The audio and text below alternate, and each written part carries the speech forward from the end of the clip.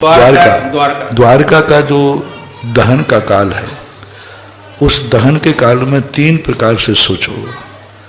पहला प्रकार तो है कि द्वारका वासियों ने अतीत में ऐसा पाप किया था, किसी जंगल में आग लगाई थी, जिस जंगल में कितने जीवों का मरण हुआ था। वह कर्म के उदय में जाकर के सामूहिक रूप से सामूहिक कर्मबंध भी लोग करते हैं, एक साथ मिलकर के। जैसे आप लोगों को सपोर्ट करता हूँ, सपोज कीजिए कि क्रिकेट मैच होता है, आपको कोई लेना देना नहीं है, ये इतनी अरबों की जनता उसको देख रही है और आप दो भागों में बट गए।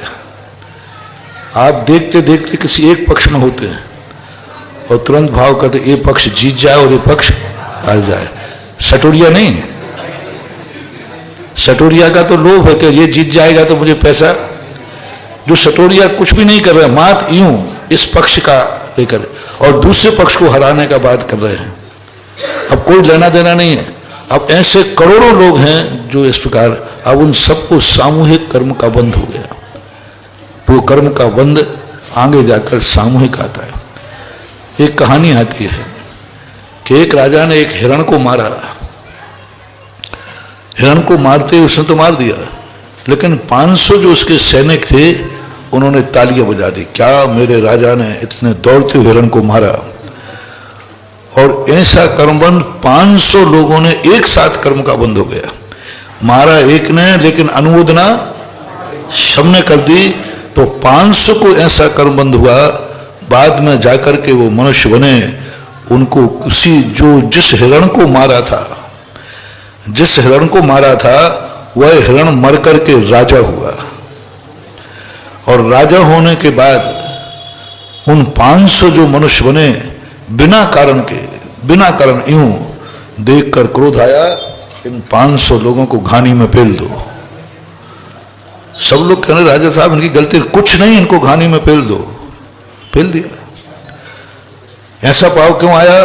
पूर्व भाव में इन 500 लोगों ने उस हिरण को मारा था, हिरण ने 500 लोगों को एक साथ निपटा दिया।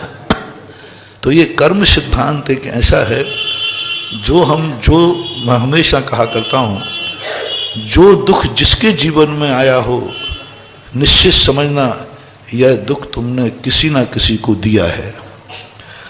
आज वो तुम्हारे ऊपर आ रहा है तो तुम दुखी हो, तुमने किसी को दिया था वो तुम भूल गए।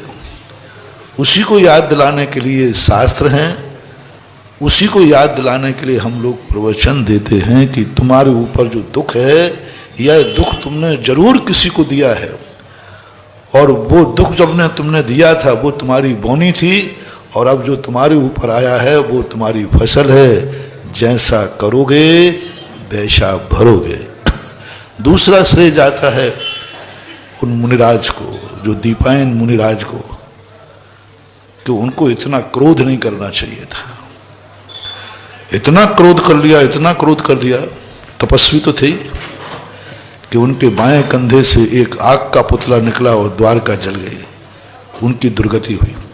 तीसरा श्रेय जाता है उन नाबालिग राजकुमारों को, जिन राजकुमारों ने शराब के नशे में लीन होकर एक तपस्वी को छेड़ दिया।